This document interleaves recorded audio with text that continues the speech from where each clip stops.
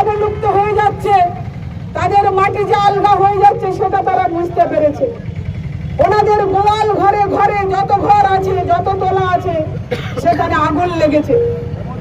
আগুন লাগার জন্য ওনাদের কর্মীরা, বিজেপির কর্মীবৃন্দরা গুতাগুতি করতে করতে করতে করতে সেইটা পোস্টারের মাধ্যমে বহিঃপ্রকাশ হচ্ছে।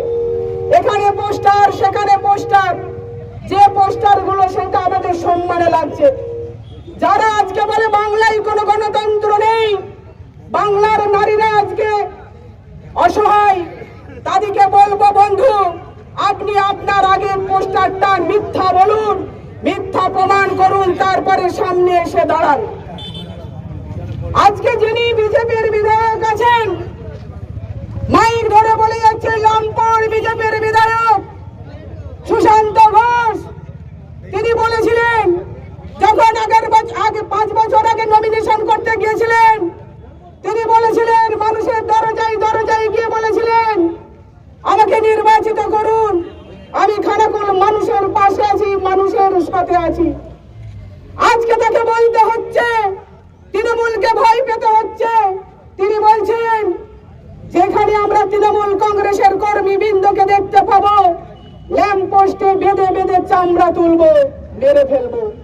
কিছুদিন আগে দেখবেন ওনাদের বিজেপির সাংসদ, বড় সাংসদ বলেছেন আমার থেকে বড় গুন্ডা, আমার থেকে বড় মস্তান আর কেউ নেই। এখানে বিজেপির বিধায়ক বলছেন আমার থেকে বড় গুন্ডা, আমার থেকে লম্পটগিরিতে কেউ পারবে না।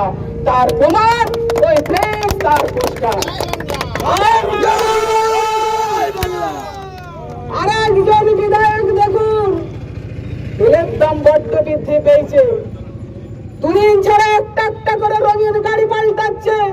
তেল তো লাগবে বন্ধু, তাই সমঝোতা করে মন্দিরকে ভেঙে পেট্রোল পাম্প। আরে তুমি, আমি এই খানাকুলের পবিত্র মাটি থেকে এই ছোট্ট মেয়েটা বলে যাচ্ছে, তুমি মাইক ধরে বলো, মানুষের কাছে বলো বিমান ঘোষ, বিমান বাবু তুমি বলে দাও এই কর্মটা আমি করিনি, মন্দির আমি ভাঙিনি। ধর্মের নামে সুরসুরনি, ধর্মীয় বিভাজন, হিন্দু মুসলিম, হিন্দু মুসলিম।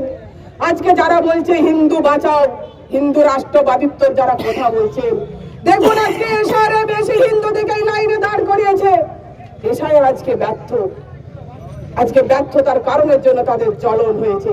বলেছিল 1 কোটি রোহিঙ্গা আছে, 1 কোটি অনুপ্রবেশ আছে, কোন রোহিঙ্গা খুঁজে পেল না, অনুপ্রবেশকারী খুঁজে পেল না। মুসলিম ভাইদের তো লাইনে দাঁড়াতে হচ্ছে, যারা